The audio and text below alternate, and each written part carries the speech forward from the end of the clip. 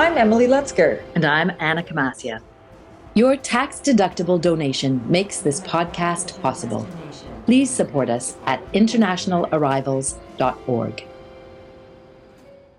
Today, International Arrivals speaks with Natacha Voliakovsky, an Argentinian social justice performance artist and the founder and director of Argentina Performance Art, a digital platform for research, archiving, and theorizing performance art from Argentina. Welcome, Natacha. Welcome, Natacha. Thank you very much for such a warm introduction. Oh, we're really happy you're able to join us today in our podcast studio at Ep13 Netwear. Absolutely. Such a pleasure. The place is amazing. I know, it's really beautiful to be able to record here. Yeah. I wanted to start because I saw you perform recently. I guess it wasn't that recently, but in the last couple of months. I saw you perform Illegal Alien at the Clemente as part of South American Performance Art Cycle, where you enter wearing a suit, then you remove your jacket and shirt and proceed to hang a flag from needles inserted into your body that has the words Illegal Alien written on it. All of this was against the backdrop of an American flag with the voice of Donald Trump spouting vitriol about immigrants and illegal aliens. All the while you stand there still.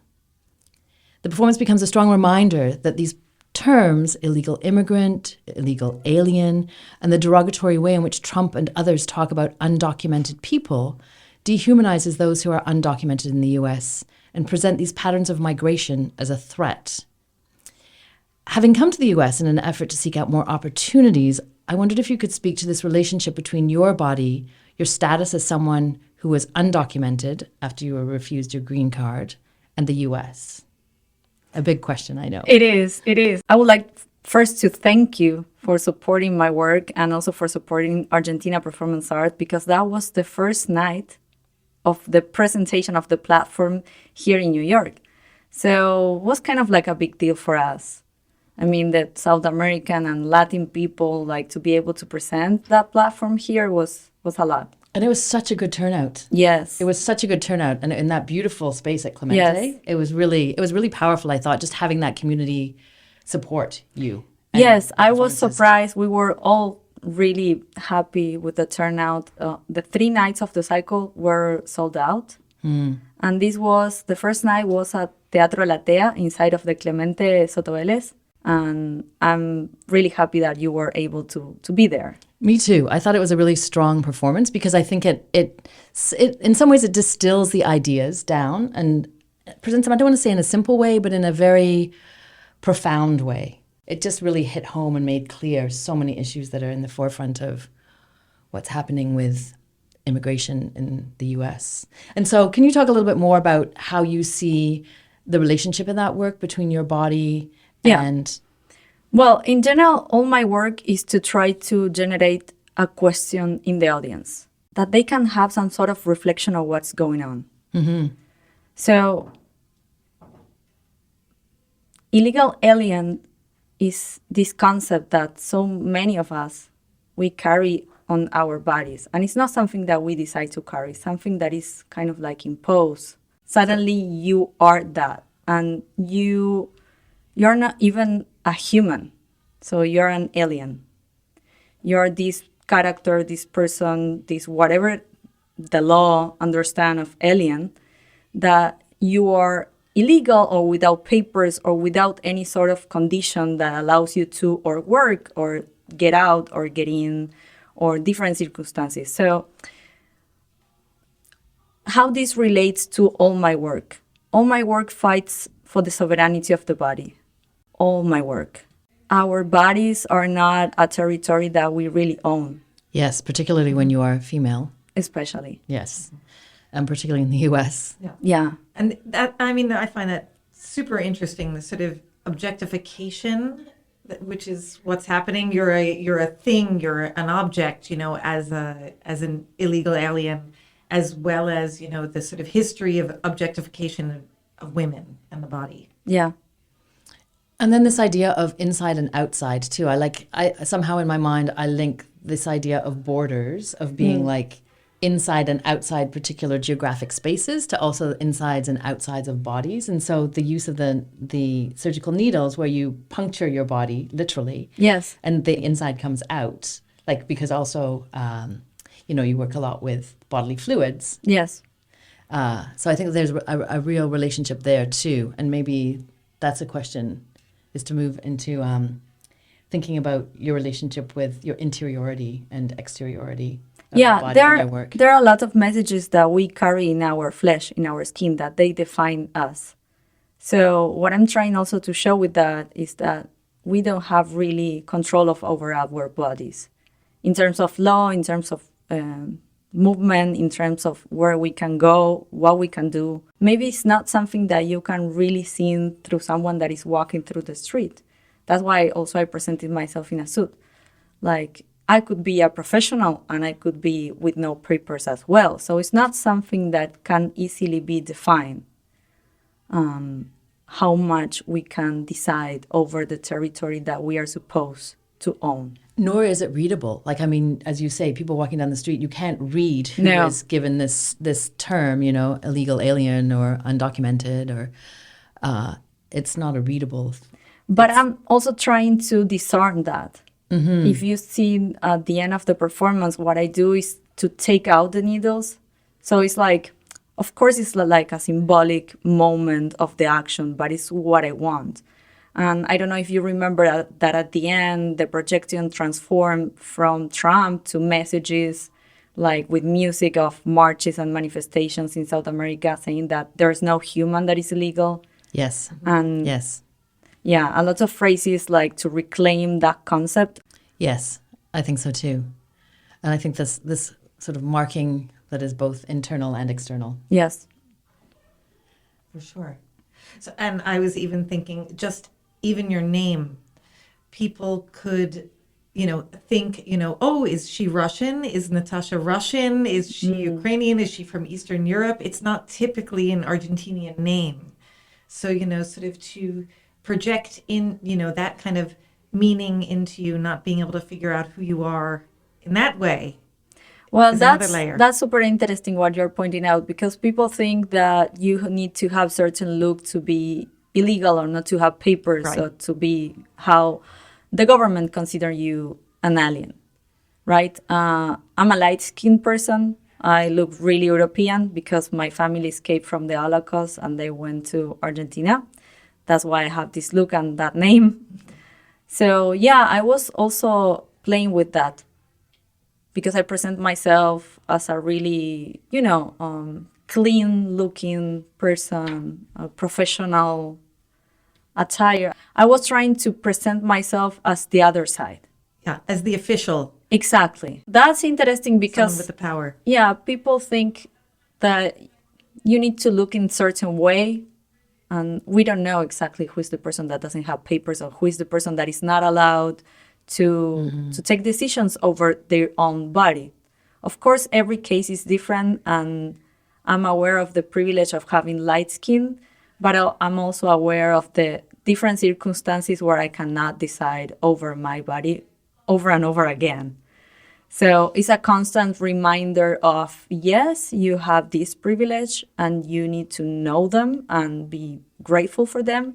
But at the same time, you are in disadvantage in so many levels. So it's also to try to know where we are. And I know that action creates some sort of discomfort in the audience because of my light skin presence. Carrying in my light skin that message with needles. It's like I have this sensation of that was like, oh, you are not allowed to carry that message. And I think that's fine. I think that is also showing what is happening here, especially in the US. Yes. Because America is this big dream space of opportunities, but they are also creating the system to where so many of us, maybe we are in a situation suddenly where we are aliens without papers. But it's part of the American system, Right. Exactly. And so that American dream of opportunity gets splintered, or it's shattered in so many ways because that access, or the access to the American dream, is only afforded to some.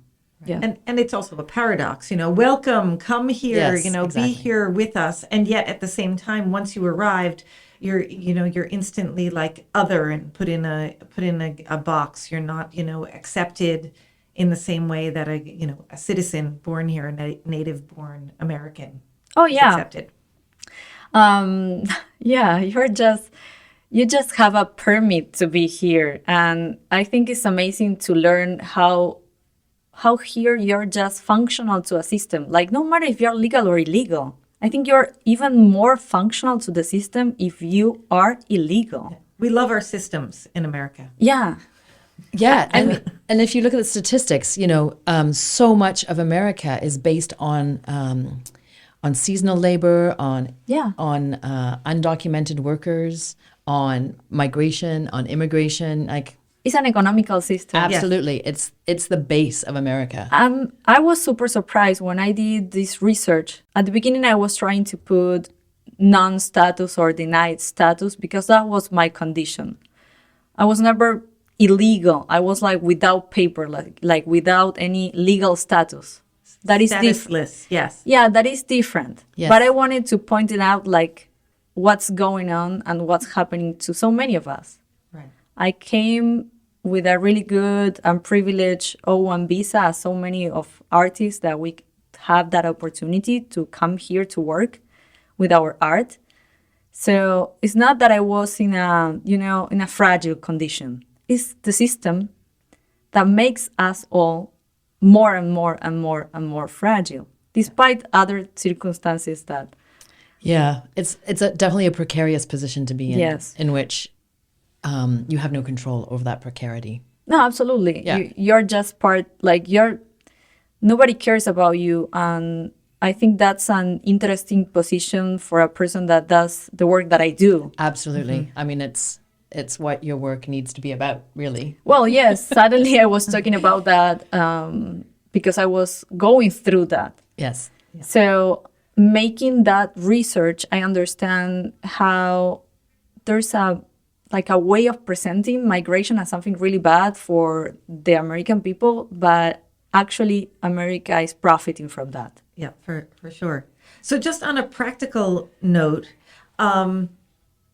you came from Argentina on an O1 visa, Yes. but you said you were undocumented or you were paperless. So Yes. how was that? How did that work? Well, my visa ended and I applied for the green card.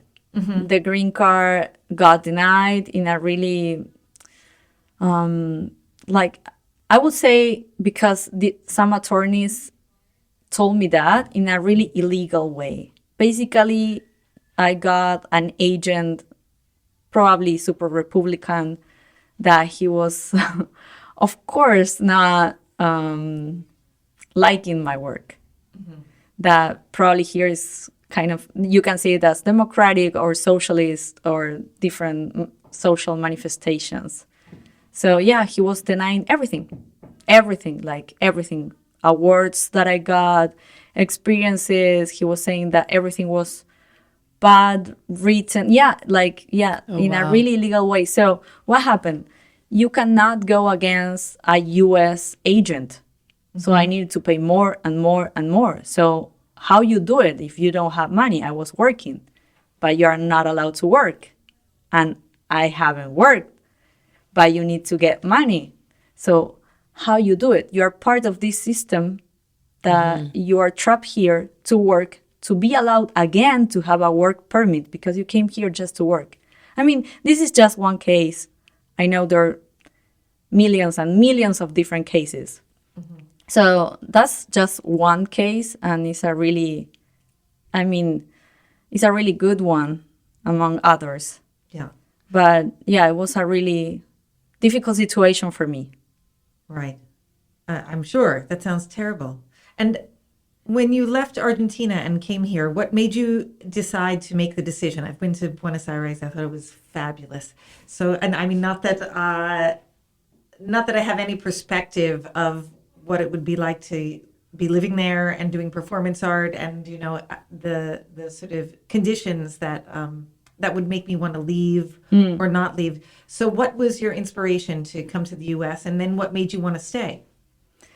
Well, I'm a really proud Argentinian. I'm third generation Argentinian. So yeah, I'm fully Argentinian. I only carry name and skin from other lands, but the rest of myself is fully Argentinian. And I'm from Buenos Aires, so we call it Porteña because it's like it's close to the puerto. So it's a really amazing city, and I love it.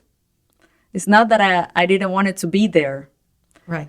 So many artists pursuing, better opportunities, but also I work with social messages, political messages. Right. And if you really want to bring that kind of message to the world, I mean, every artist, they want to go to a capital, to a bigger city to get that message more widely.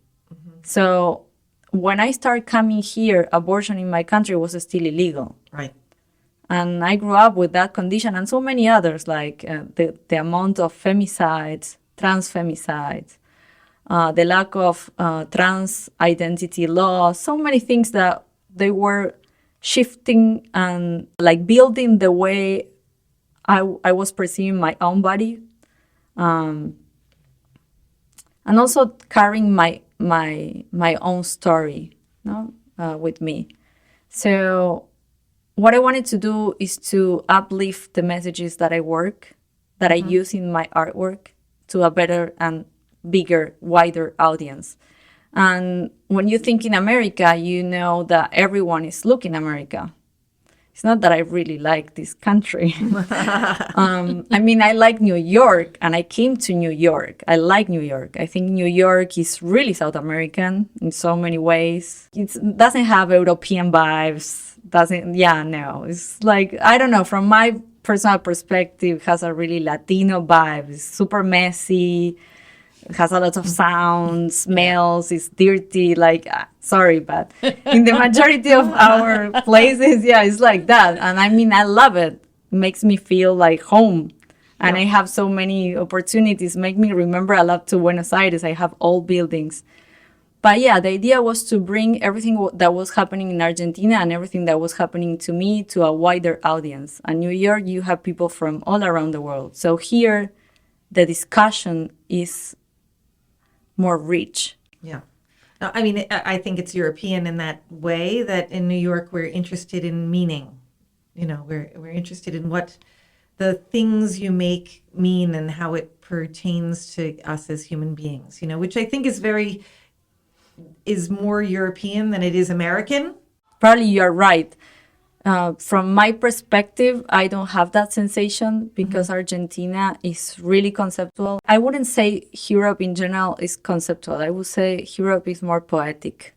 Also, that was like a thing around my work in my country, that my concept was too easy to read. And that for me is... Oh, interesting. Yes, that for me, that was my objective because I was trying...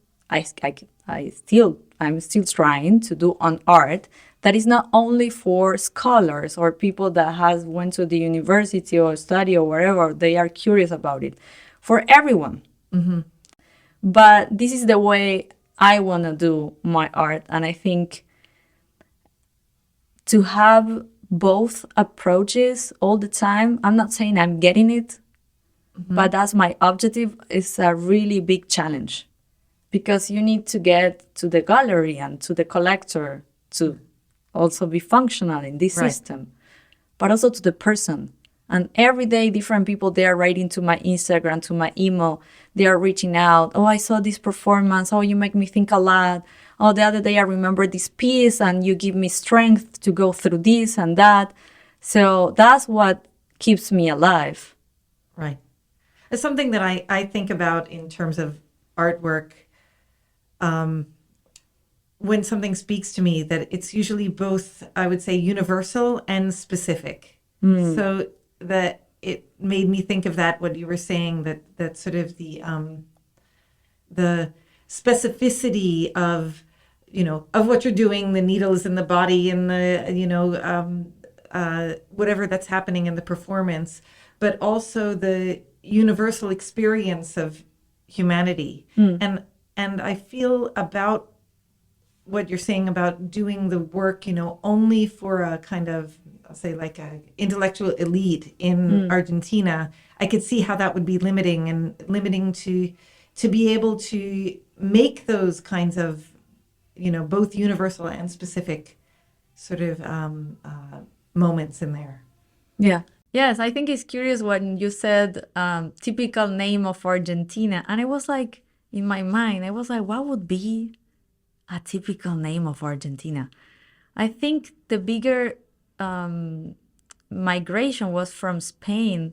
So I would assume that would be like a Spain name, como Carlos Pérez. Maria. María Torres González. But at the same time, it's like this mix, like my name is also, I wouldn't say that common as Maria, but it's common. It's not something like, oh, wow, Natacha. No, it's like, Natacha. Como But que. Natacha in my mind, is a typical sort of Eastern European name. Yes. My family also left Europe in the late 1930s. They're Jewish, and I know there's a huge Jewish population in Argentina. Yeah, who left, a lot. and Argentina welcomed them. I had she was my boss, actually, the head of the department where I taught in Israel, and she was from Argentina. Her family had left Europe, gone to Argentina, where she grew up, and then she moved to Israel. So there's this very interesting Jewish population in Argentina, and even that's where Ladino kind of emerged from. Yes. Does your family speak Ladino? No. In my case, I would say that Jewish is not a religion for me. It's more like how I perceive my roots or my race. Mm-hmm. When I was trying to understand different parts of my identity, I thought all that was Ukrainian or Russian. And when I started speaking with people, they told me like, no, that's Jewish. That's not Russian. That's not Ukrainian. So it was like a long journey of understanding that Jewish is not a religion for me. So I really not engaged in anything of those beliefs. It's more like my race, how I grew up. Yeah, I'm going to take us back to your work. Performance art deals with the body, but not all performance art is as extreme in its interventions in the body. And your work incorporates what you call bio-hardcore political performance. I wondered if you could talk a little bit about that term and the impact of these interventions in and on your body. Okay, amazing question. And before getting into that, I want to make like a sort of disclaimer, because from where I come from, we are not asked to have so many labels over what we do. And when I start coming here and also getting higher around the world, was so difficult for me to explain what kind of performance that I do, especially for English-speaking people.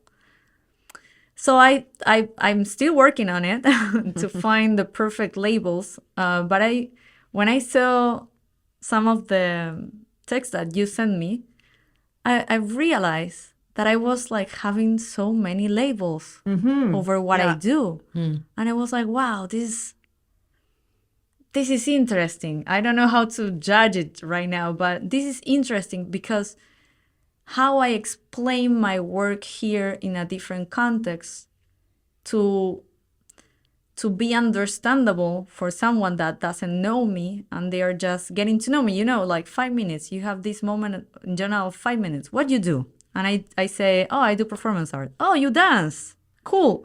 And I'm like, no, that's performing arts. And they make me this funny face. They are like a meme. And I'm like, okay, yeah, and I need to start explaining what I do. So going back to your question, bio-hardcore, I don't know if it's the accurate term, but it was in that moment to try to explain the kind of actions that I was doing. So the bio means that I was biologically intervening my body or doing biological stuff in my biology. And hardcore is that they are high impact actions. So I was trying to be super straightforward in that kind of explanation. So what is that? I have my own training system, so I train myself to develop really hard actions. So that research part, and also working along with doctors, biologists, like different people from the science in Argentina, that they give me a lot of information and I search a lot. That gives me a platform to go really deep, like to transform, to change, to manipulate blood, exons, to change hormones, to do whatever is required for my performance, for the performance that I want to develop. And can you talk a little bit about some of those performances? I know you had a question about one particular performance, I believe. I had two performances that I, and I say, like, I'm at a disadvantage. I'll say a disadvantage because I haven't seen you perform live, and I was only looking at the documentation, and I would love to see them perform live. But there was two. One that I was looking at your website, Layers of Erasure, where you sort of performed live a non-surgical cosmetic procedure to permanently extinguish some physical imperfections on your legs. Which I find that interesting to do it in a performance art context, rather than in usually that's a private activity and you were doing it Exactly in a public way. And then you have this other work that I'm going to totally butcher the Spanish. Algo de mi. Algo de mí vuelve a mí. Beautifully You said. have to say. You have to teach me how to say it. Algo de mi vuelve a mí. Perfect. Okay. Which the translation is something of mine, where you display your latest blood test to the audience, showing a non-reactive hepatitis and HIV, so that you don't have these diseases. And then a doctor comes on stage, takes your blood, and then he leaves. You pour the blood into a glass, walk around the audience and make a toast. You drink half the glass and invite the audience to finish. Yes. And at the end, yes. And an do. unknown man they in do. the audience raises his hand and agrees to drink. Yeah, you brought two really interesting cases. Thank you for that, because each case is different in my preparation and to understand the biohardcore label that maybe you can help me to find a better one. But yeah, thank you for those examples. They are really good. I'm going to start with the last one. For example, to develop that one, I needed at the beginning to understand how my body was going to react to the situation of drinking blood and my own blood, like in the exactly moment that it was extracted. I never had that experience. Of course, I don't think normal people has it. So also, if I want to invite people of the audience, I needed to have the experience to help them in case anything happened. I needed that doctor.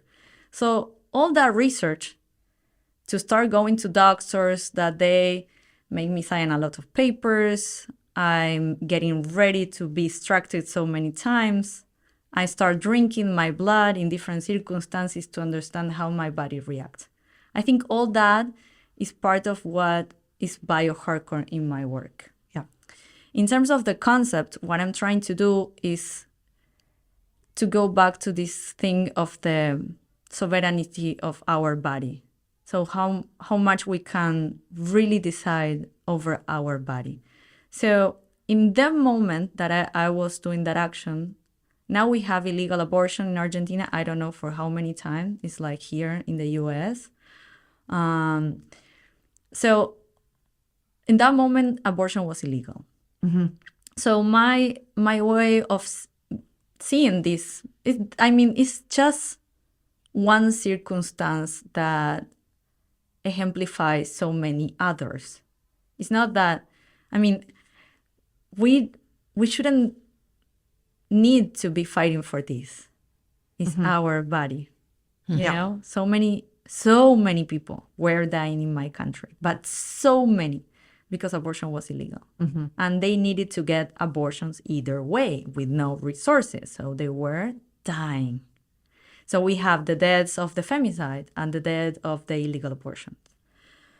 What I was trying to point out with this is like, you cannot decide over our body. No matter how, if we need to die, but we are going to decide. We are going to do abortions. We are going to cross borders. We are going to drink our own blood. Exactly. Yeah, thank you for that. We're going to drink our own blood and share it with and whoever share we it. want. Exactly. So what is interesting about that is that breaks some of the laws that are implicit in society and humankind. I have another example of performance, but I can go to that one later, that breaks completely the laws of what is being a human. So I love that because I create question of first the context, society, the laws, power entities, what I do with my body, what the other people does, and the responsibility of our decisions. And this creates a lot of questions of how society, that is the example of how being a human, like culture, society, language, science, art, defines us as human beings. So being a human has a lot of limits. Right. But I think that, and I think that, I mentioned this earlier, but for me, it's really about also thinking through the boundaries of the body. Like, what are the limits of the body? What is that relationship between inside and outside? And when does inside become outside and then it becomes inside again? And so I think that that's, for me, it's like this transmission through these boundaries, literal limits of the body and boundaries of the body. Like, the blood is now going back into your body. Yeah. That's now being outside your body. So is that part of your body when it's outside, but then it's in your body and it's part of your body? So I think that for me is really interesting. And then the relationship between something living and not living, like the blood once it's in your body is living, but then when it's out of your body, is it living? Like, I just find that fascinating, of this the porous quality of your skin, literally. Yeah. Yeah, I love the analysis that you are doing. Well, the piece it could be read in so many ways, depending what's happening also at the time, in the world. COVID made us all in our daily lives so aware of the bacteria in our breath or whatever's happening with the people next to us. So it can have this context, how it's read in that moment, whether abortion is legal or not in Argentina, you read it as something else. And of course, all of us as women, we're much more aware, I think, of this body boundary. Of course. I mean, we have periods, and that's about blood coming out of your body, and you deal with that every month, Like, I think it's a very different relationship to blood in your body, being a woman. Well, in that case, I think all my pieces could be read in the context that they were developed, but also could be reread or reread, I don't know how to say that, in a new context, in a new perspective. I think that's really good about those pieces. And also I was problematizing about the different bloods. So apparently for power institutions, we don't have the same blood. No. Right. So I like that you brought this idea of being a woman, because we have periods because we are cis women. Yes. But also trans men, they have periods. And we have also trans women. Yes. So suddenly when you are queer, or you're a trans woman, or you're a sex worker, your blood is less value. And so many other situations, but just to point out 3 of them. So you are less value. It's a profit as well, like the blood. So I mean, I was immediately fascinated with this sort of idea of your blood and identity, and sort of blood being fluid and identity being fluid. And depending on the context, I think that we all shift and change constantly. Like you identify yourself I believe that people identify themselves through difference. And so like, what is it that one unites us, and then what is it that makes us different in this room? And I think that you're constantly shifting between those things of like what connects us and then what makes us different and interesting. So I love everything that you're saying. I have a performance that I've been developing for a while that it's called Transitional Identity.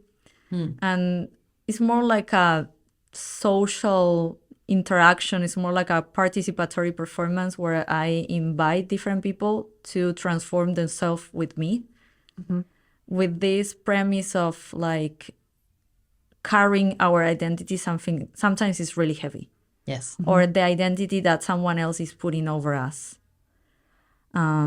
It's super heavy. So if we have a moment of releasing that heaviness and to try to be someone else, or someone else, or a different us, or whatever you want to change about who you are, who you feel you're carrying, gives you a lot of liviandad, Freedom.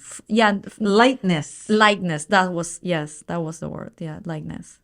It's a really good exercise, because then you go back to what is supposed to be yourself, and you more easily understand that it's a construction. Yeah. So, of course, having the option to decide is a privilege, and not so many of us, we have that option. But doing the exercise in your mind sometimes could help a little bit. Of putting yourself in different positions, really. Yeah. To have reflection on others. Yes. Generally. Well, I have that experience all the time with my performance. Getting ready for doing each of those actions allows me to, for one part, to re-own my body, and for like from other side, also like to understand that this is not permanent. I mean, I'm questioning that all the time. That's how I intervene my body so much. Like, I don't have respect for this material, because it's going to die. We are all going to die. And it's something that we don't want to see it. People, they don't want to walk every day and say like, yeah, you know what? I'm going to die. Well, I remember my father, who is an architect, talking to me about building buildings that could withstand earthquakes. And the idea when you build a building to withstand an earthquake is it's one that moves with the earthquake, not one that is rigid. And so it's like the strongest things are the things that move and transform and change. Yes, the plasticity to do that. Yes. Yeah, I'm searching for that transformation all the time. All the time. Well, I think you found it. And I think the conversation here has been great today. I mean, I just, all of the ideas that have come up, thinking about your work, that's what making art is about, asking questions. Yeah. And I'm going to bring the other performance that I was going to tell you that is more extreme, to question the limits of humanity. So one performance that I did, and was like, to develop that, we needed to do a really big light with institutions, because we're like the curator and part of the team, we're working with an institution.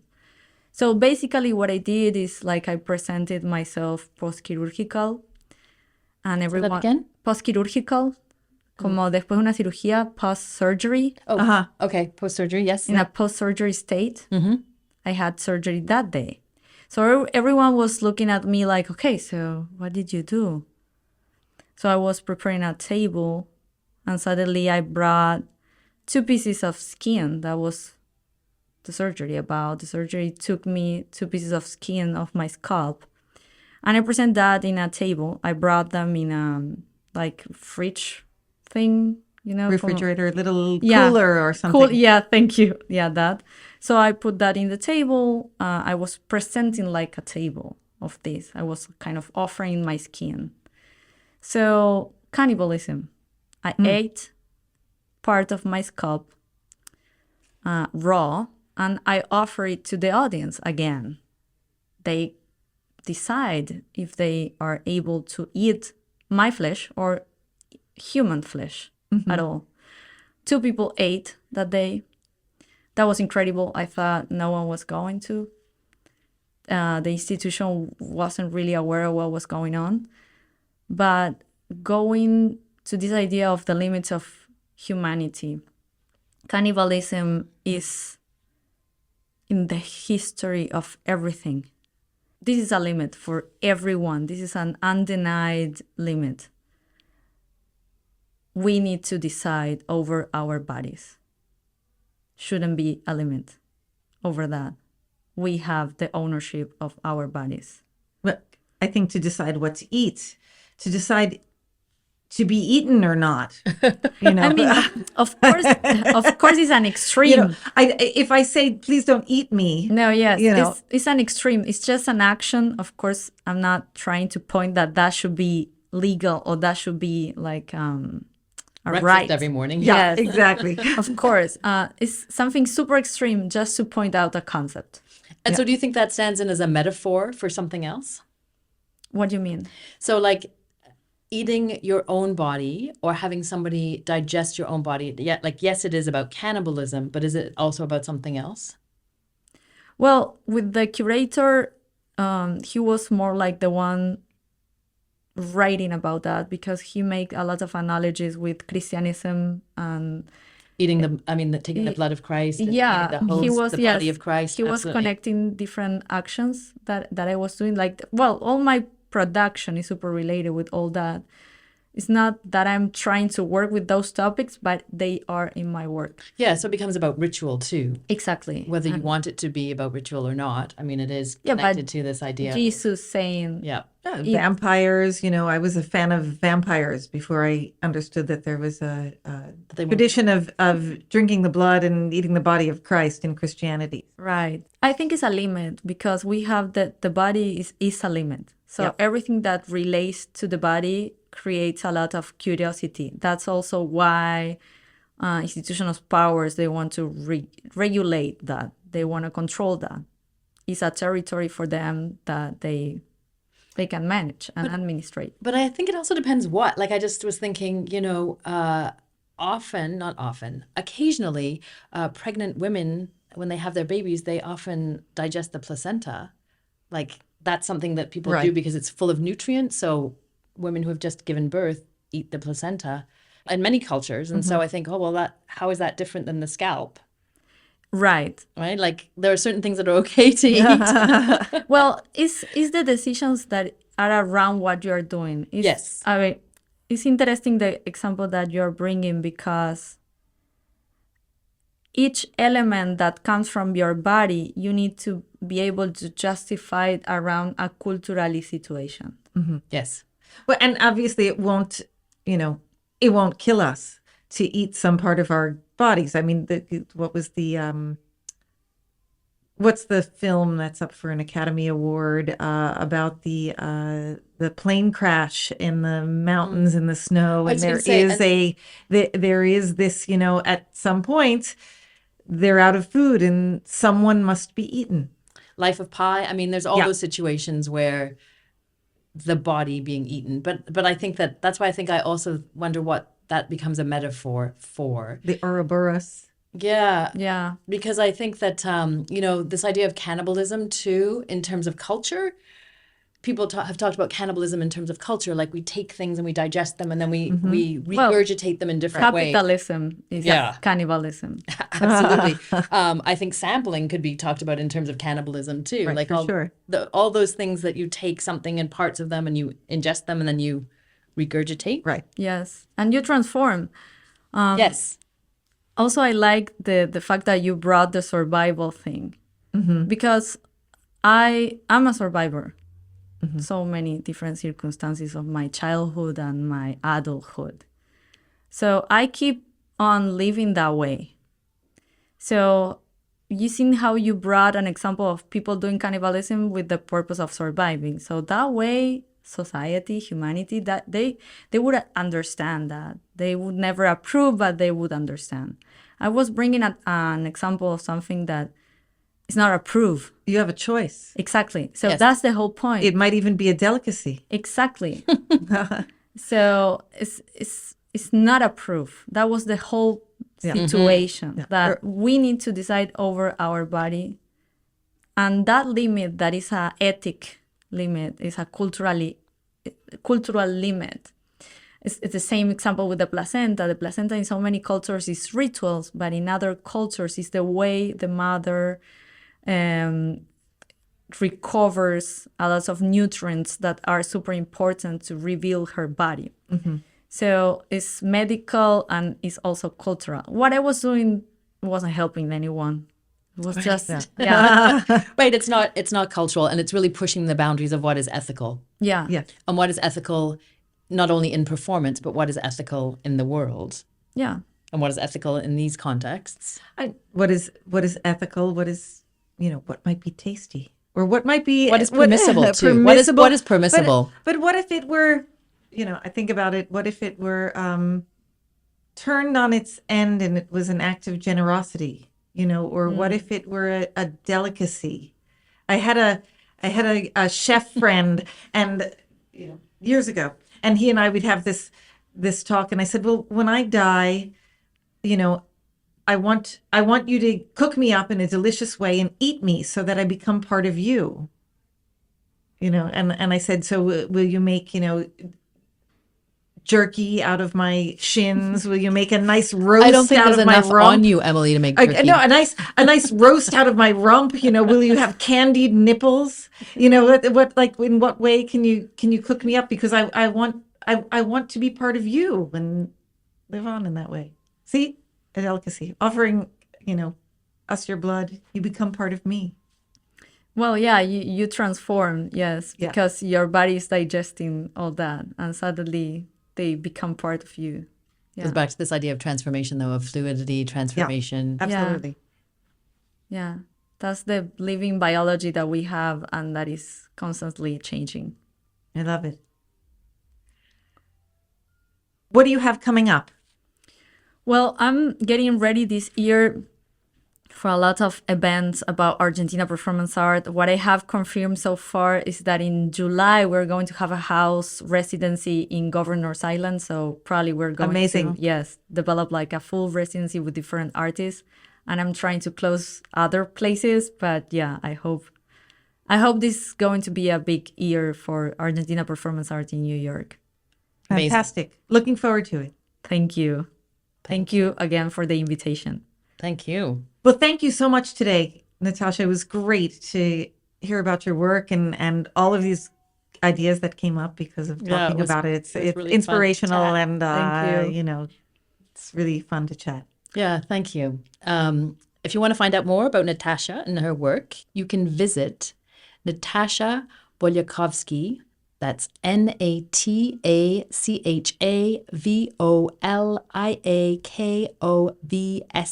NATACHAVOLIAKOVSKY.com. Thank you. Thanks. Please take a moment to hit the like button, rate us, and review the show. It makes a big difference in helping us reach more listeners. Your tax-deductible donations make this podcast possible. Please support us at internationalarrivals.org. Welcome. You have arrived at your destination. Bem-vindo ao Pinto 3.